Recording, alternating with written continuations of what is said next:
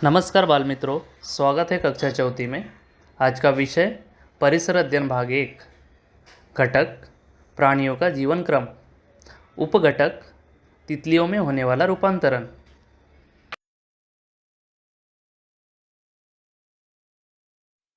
आज के इस उपघटक की अध्ययन निष्पत्ति।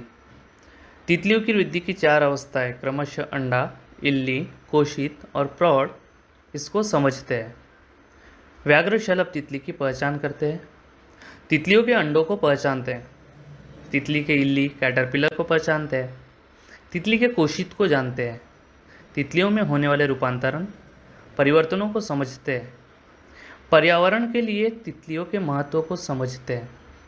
तितलियों के सौंदर्य का वर्णन अपने शब्दों में करते हैं।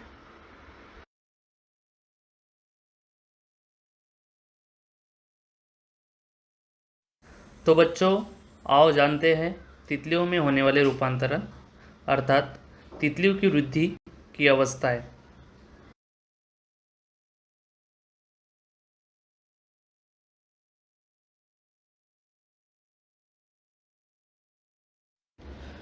सुंदर आकार वाली और विभिन्न रंगों वाली तितलियां हमारे परिसर का एक भाग है।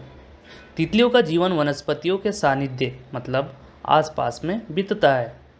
व्याघ्र शलभ नामक तितली हमारे आसपास बड़ी संख्या में दिखाई देती है।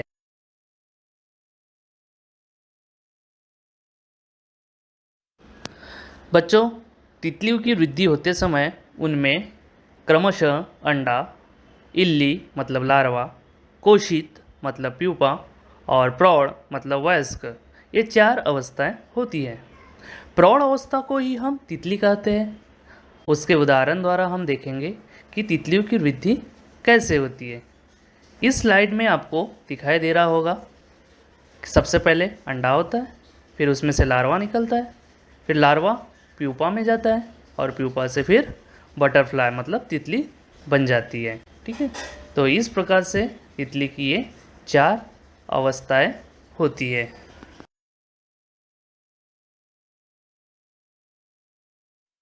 अब हम जानेंगे सविस्तार जानकारी।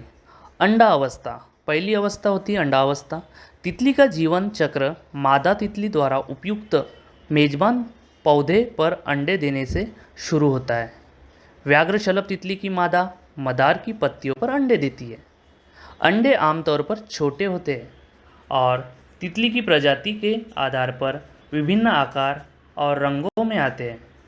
दिए गए अंडों की संख्या अलग अलग हो सकती है और वे आमतौर पर पत्तियों के नीचे पाए जाते हैं।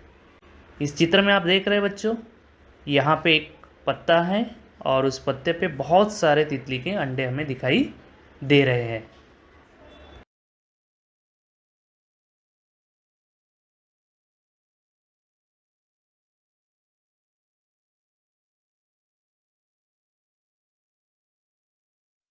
अब हम जानेंगे तितली की दूसरी अवस्था, जिसे इल्ली अवस्था भी कहते हैं। इल्ली या डिम्बक, जिसे हम लार्वा भी कहते हैं और इंग्लिश में इसे कैटरपिलर कहते हैं। लगभग 6 से 8 दिनों में इन अंडों में से डिम्बक बाहर आता है। तितली के डिम्बक को इल्ली कहते हैं।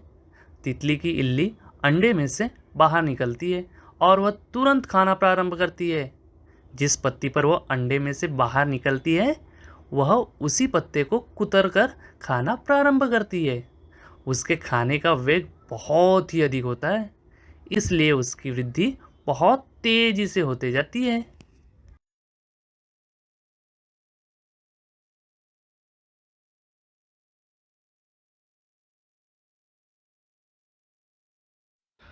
पहले 2 से ढाई दिनों में ही व्याघ्र शलभ तितली की इल्ली में इतनी वृद्धि होती है कि उसकी केंचुल उसके लिए कम पड़ जाती है, परंतु पुरानी केंचुल के अंदर बड़े हुए शरीर पर नई केंचुल आ जाती है। यह केंचुल ढीली होती है। अब इल्ली पुरानी केंचुल में से बाहर आ जाती है। इस क्रिया को इल्ली का केंचुल छोड़ना कहते हैं। इसके बाद वह फिर से पत्तियों को कुतर कर खाना शुरू करती है। उसकी पुनः तेजी से वृद्धि होती है।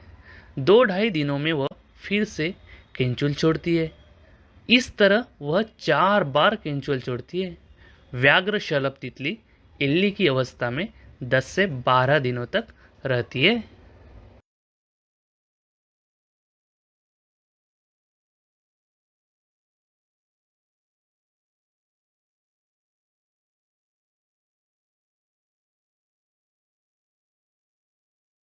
इसके बाद की अवस्था है कोशित, जिसे हम प्यूपा भी कहते हैं।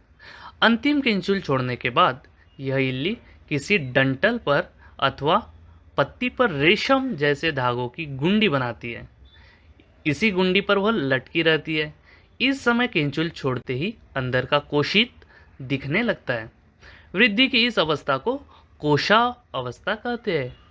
कोश के अंदर व्याघ्र शलभ तितली लगभग 11 अथवा 12 दिन तक रहती है। इस अवस्था में वह कुछ खाती नहीं है। उसके शरीर में महत्वपूर्ण परिवर्तन होते रहते हैं। आकर्षक पंख निकलते हैं। यह उनमें से कुछ परिवर्तन है। इसी कोशित के अंदर ही व्याघ्र शलभ तितली की वृद्धि पूर्ण हो जाती है।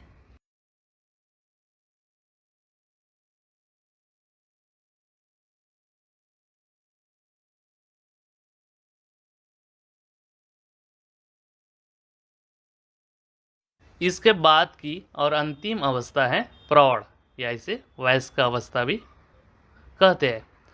अंततः प्रौढ़ व्याघ्र शलभ तितली की कोशित के आवरण में से बाहर आती है। इस अवस्था में व्याघ्र शलभ तितली के 6 लंबे पैर और आकर्षक पंख होते हैं। सबसे पहले इसके पंख अक्सर नरम और मुड़े हुए होते हैं, लेकिन अगले कुछ घंटों में तितली अपने पंखों को फैलाने और उन्हें सख्त करने के लिए उनमें तरल पदार्थ पंप करती है। एक बार जब इसके पंख पूरी तरह से विस्तारित और सूख जाते हैं तो तितली उड़ने के लिए तैयार हो जाती है। सभी तितलियों की वृद्धि इसी प्रकार होती है।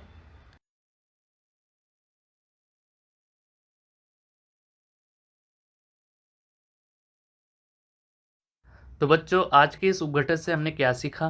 पहला, तितलियों की वृद्धि की 4 अवस्थाएं होती है, क्रमशः अंडा, इल्ली, कोशित और प्रौढ़।